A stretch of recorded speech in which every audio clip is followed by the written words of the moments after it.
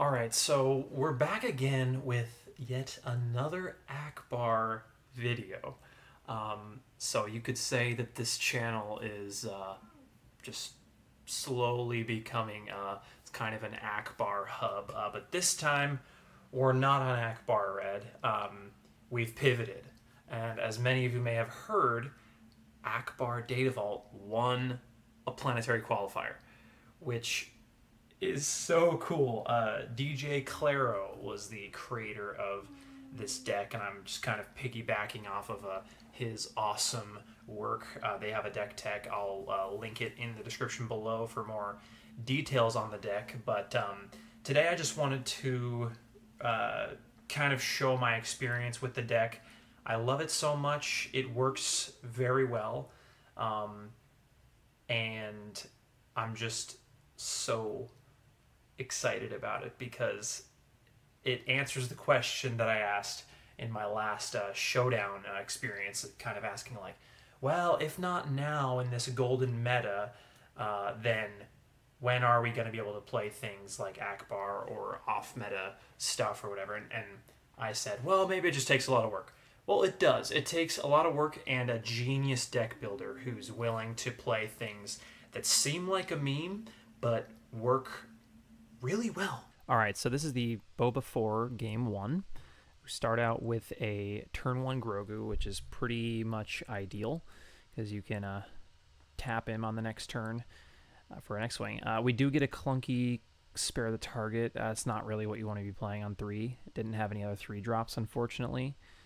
We had kind of a bad start, but usually you want to play just a little bit off curve, on turn 2, playing a 2 and paying 1 to tap down your beefy 5 health unit.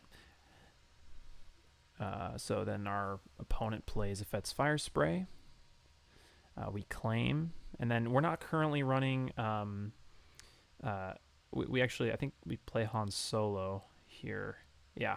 So we're not playing Han Solo in the main deck or in the sideboard anymore, but I still think it's a good inclusion. I mean, it's a good card. Plays Force Choke there. Okay, so he straps Vader on. Vader is quite a bit of an issue this match since we have Confiscates in the side and we just used our Waylay, so smart decision by our opponent to stick that one on. And yeah, he's able to, with all the on-attack triggers, pretty much clear our entire space, which the idea of this deck is to go really, really wide. So I think he was smart to try to clear as much as he could. And then we go into the next round, onto the 5 resource turn. And right at the gate, we just, or no, 6 resource, yeah. So we flip Ackbar just to keep, keep that damage in check. Pretty much forces him to attack with that first action. Now, if he deploys his leader, I can start exhausting his leader since Ackbar be doing that.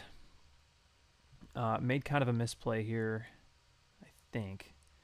Yeah, we should be attacking with the Echo base to get in some damage, but made a misplay there. Although the Sanctioner is really good against Vader. We were able to capture that, and we put Chewie on there so it can't be bounced. So very, proof of pretty much anything. So he plays the Ruthless Raider. He straps Boba to it, which is enough to clear our Sanctioner shuttle. I didn't actually know that Chewie could be defeated by damage. Like, I didn't know he could be OB'd. That's just, I guess I should have known. I need to do more reps with Chewie. But, yeah, he can be defeated by damage, just not defeated by card abilities like Vanquish or whatever. At this point in the game, it's pretty tough. I am able to exhaust his leader by putting a hot shot onto Ackbar and exhausting that, but he plays Sneak Attack Devastator to kill Ackbar. We are able to answer it with the Bright Hope, and it dies at the end of the phase because of Sneak Attack. But again, at this point, it's tough because he's got an 8-power leader unit in the sky that is pretty difficult to deal with. So play home one. And the best thing I could bring back was Echo Base. So it's not a bad play, but still, you know, he's just really racking on the damage there. Would have been nice to bring back a Bright Hope or something like that, but no dice. And then he is able to waylay the home one. And I played Timely to buy myself some time. This is not a great matchup to play Timely because he stopped resourcing, so I only got 3 instead of 4, which would have made a great difference.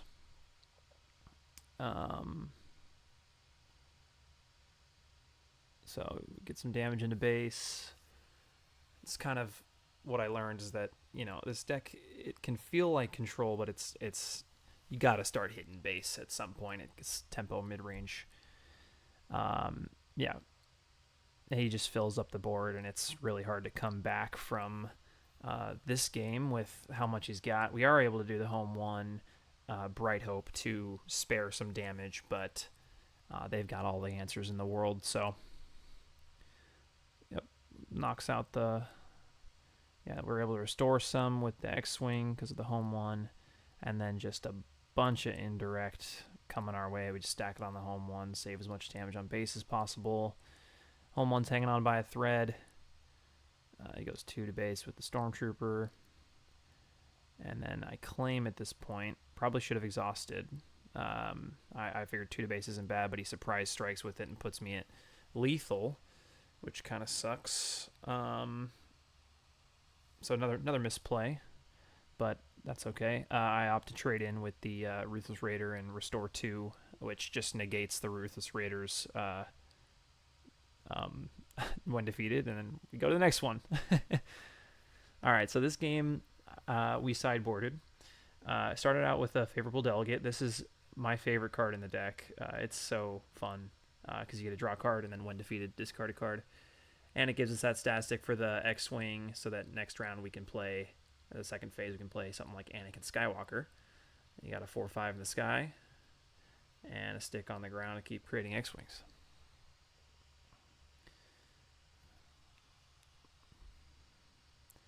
Stormtrooper goes into the favorable delegate and dies. I'm okay with that.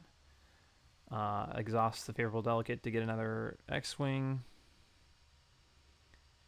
And I distribute some damage, play the blue leader. Then he plays IG 2000, so I shouldn't have really distributed that damage onto the X-Wing because I lost that. That would have been nice to have.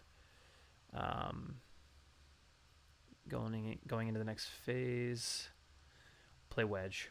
So Wedge is awesome. He is so fun. If anything, he's a 5-cost 5/5 Sentinel. You know, they immediately have to remove them, and if they don't, they suffer the consequences. So we go for the trade with the IG 2000, just because that one was damaged pretty badly. Didn't want to get pinged again. And he plays another IG 2000, so I'm glad that I did take that trade. Kills my my guy on the ground, which makes me discard a Han Solo, which sucks, but that's all right. We already have a ton of cards in hand. Wedge is still alive. He does have 1 damage on him from the IG 2000, so you know he's gonna play Boba and deal that 4 damage to Wedge. But I pulled the Confiscate, so that helped us out a lot. He sticks Vader back on. I did have another spare the target, so he got shut out twice in a row. It's pretty hard to come back from that. Sort of it feels bad, but again, that's why we put it in our deck. Ackbar flips. We've stabilized. Got a couple of units out. Looking really good. That's Fire Spray trades there. We play the Radis. Radis is awesome. It has 8 power and amazing when defeated. I don't really care about the Sentinel thing. There are no... actually, I think we originally, in this video, we were running Poe Pilot, but yeah, I took it out. We don't need the Sentinel. So yeah, IG 2000 finishes off Ackbar, and then we just swing 8 to base. And I do believe he trades in while there's nothing else for the when defeated to be. That's the pressure of the when defeated. Like, he has to trade into it now. So we just refill our board with home 1 blue leader. Devastator. So he puts the 4 damage on base. I probably would have done it on the blue leader if he would have known to be expecting to choose sides. So we choose sides as Devastator. and give him a blue leader. Um, and that's pretty much game. He plays a Fet's Fire Spray, tries to kind of even something out, but uh, yeah, we're able to get it. So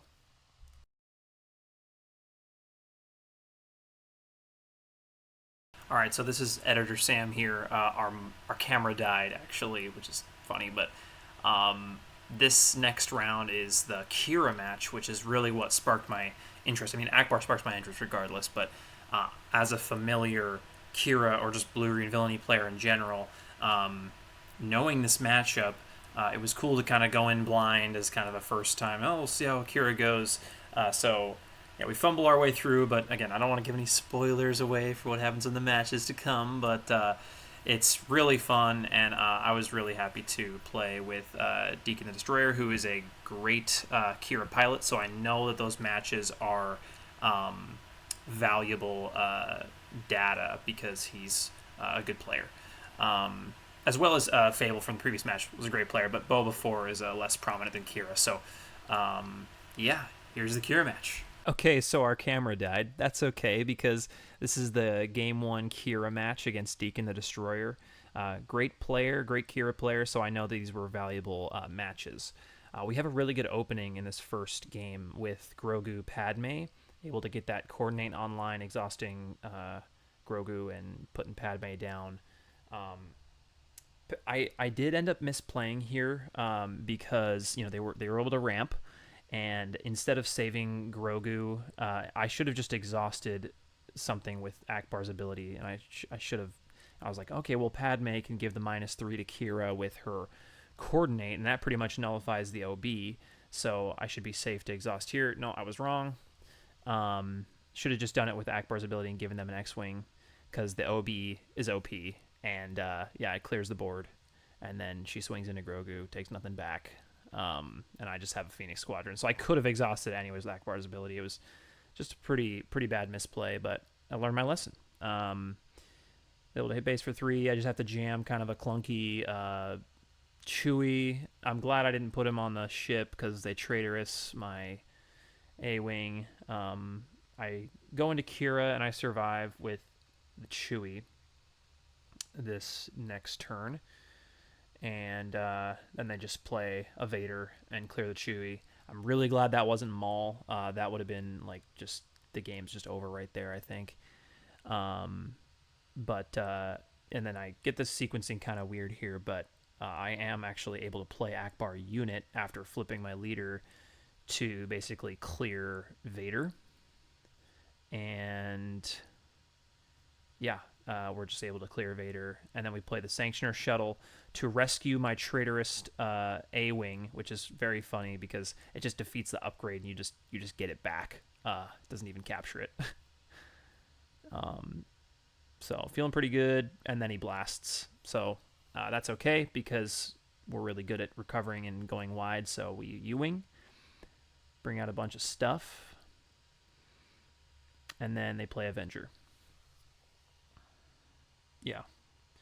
So we get rid of our worst unit, and then we play Choose Sides, which is really the star of the deck. Give them the blue leader.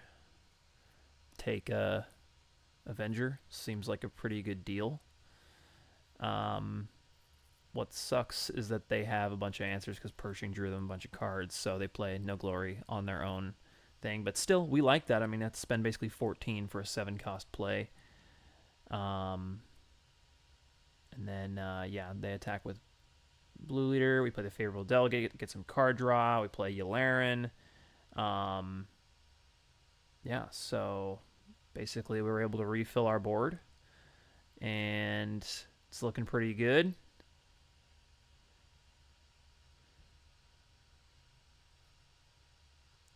Play Vader. I think he takes out Yularen. Yep, another just kind of Sentinel stat stick. In this version, we were playing Poe. Oh, I don't think I ended up playing Poe. I don't remember what happens here, actually. Yeah, just start pushing damage to base, get into 13. Right, now we replay a blue leader, break the other one, replay a Poe, make a massive Poe unit there. We're not running Poe anymore, but still not a bad card for the deck. And he plays OB. I do just exhaust it with Leia, but it doesn't matter because he plays his third OB, and he's able to clear the board. So again, just pretty unfortunate. This is my favorite interaction in the deck. You can Bright Hope the favorable delegate and get past his downside, draw a card, and then replay him and draw another card. It's kind of like the Mon Mothma effect, but even better in this deck because he's that stat stick to help you with lots of exhaustion for a bigger fleet of X-Wings. So we got Vader and the gunship on the board. The gunship is huge, so it can one-shot the Bright Hope, but he does do Vader to kill the delegate. I have to discard a card, so I discard Plo Koon. And then I play home one, and I bring back Plo Koon. So thanks for helping me discard. Favorable delegate shines again, and we take out Vader and survive. Seems pretty good, but Power of the Dark Side and Rival's Fall takes it out. So you had exactly the answer for it, even though it was a pretty spicy play. We play Timely Reinforcements to stop all that 7 damage coming in. Such a fun card against control. So we build 7 2/2s. And yeah, we're able to clear that. So he plays a Walker, gets some healing in, and I think I'm just looking through my discard. Yeah, ready my fleet. We play Spare the Target on the Walker. He plays a Devastator. We've still got 5 X-Wings, so I don't care, but I'm really hoping for that choose sides. Did not show up, so we play Bright Hope. He claims, and then I play Blue Squadron. Resistance Blue Squadron, that just one-shots a... with the help of a couple attacks. Yeah, and then he blasts again, so we have to rebuild. So all of his OBs and 2 Super Laser Blasts are out of the way. But he's able to rebuild his board pretty well. I play Han Solo and get rid of his Vader. But of course, with so many resources, I mean, he's getting to the 16, 17, 18 resources. He's able to just do pretty much everything. So, yeah, I get to draw a card from the Hylabon, which is nice because he did the Maul on attack to deal to an Underworld. So we jam Wedge out. We play the Blue Squadron again, ping Maul for 1 so that Wedge can trade. He plays a Walker, so he's got all his finishers out. We send it back to his hand with our Spare the Target. And then, yeah, we go into the next round. I think he might have played a resupply there, so I think I have the initiative. No. He plays Devastator. He clears it. We replay the home one. We're able to home one Han. So that seemed like, oh, we're good here. But he plays another removal. Still got a Devastator on the board. And we're just kind of floundering here, hoping for the choose sides. We don't have it. I play Han Pilot on the ground to clear his Sentinel, try to free up some damage for Han to go to town and get his base close. But he plays Relentless, and that's pretty much done, because even if we did draw or choose sides, it's hard to get around. So we did end up just taking too long in this matchup. Control is control. You got to finish him off soon, even if you can go really long. You just got to, at some point, start hitting base and playing more aggressively. And, he just drew everything he needed.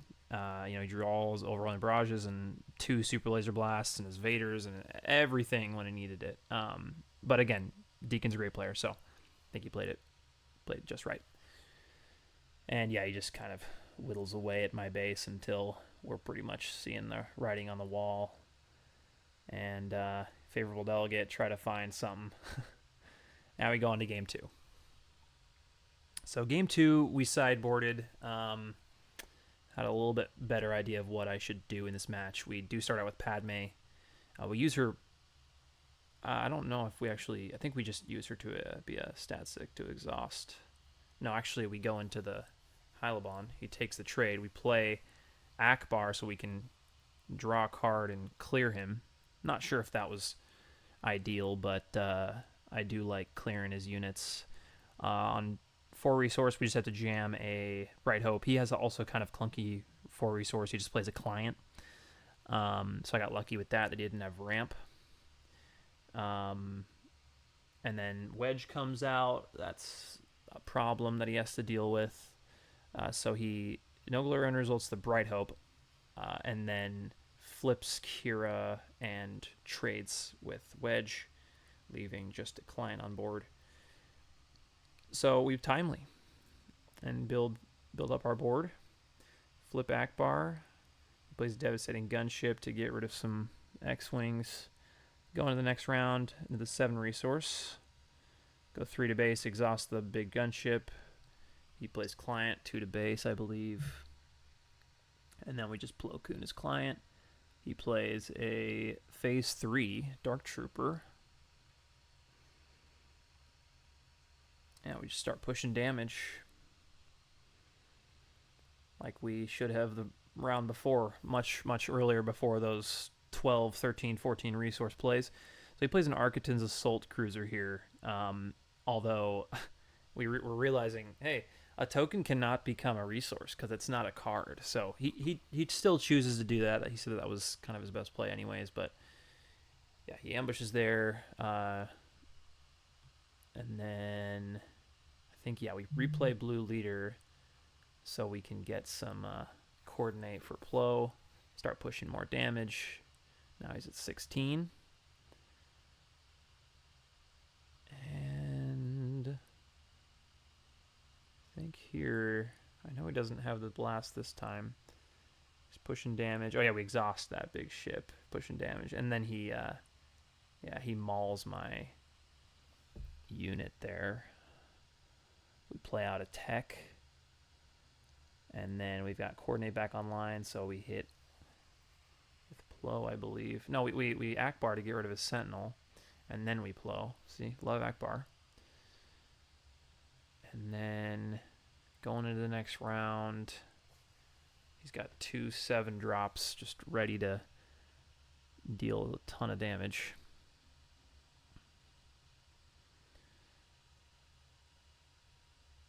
Yeah, so Maul kills Plo Koon.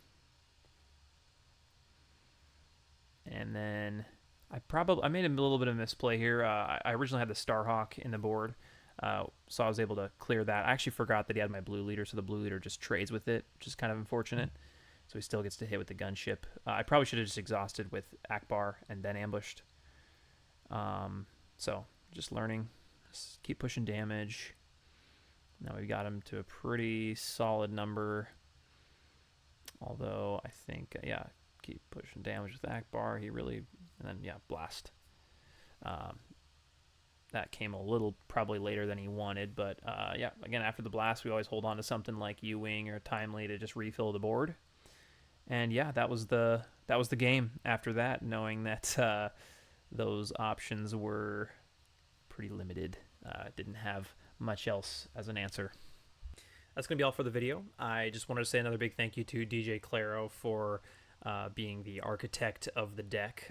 Don't want to take any credit here for the deck. I made a couple adaptations of my own that you can check out in the link in the description for my take on the deck, but I'll also have the Darth Players Deck Tech YouTube video linked in the description if y'all want to see even more detail about Ackbar. But yeah, I also want to say thanks to Fable and Deacon the Destroyer for helping me make the videos. And yeah, I'm so hyped to see the Ackbar hype train and all these thumbnails of Ackbar won a PQ. What? Like, let's get more of that. Let's see Wat Tambor win a PQ, or let's see, you know, let's get all the crazy guys into the meta. And yeah, I'm excited to see what happens next. So see you on the next one.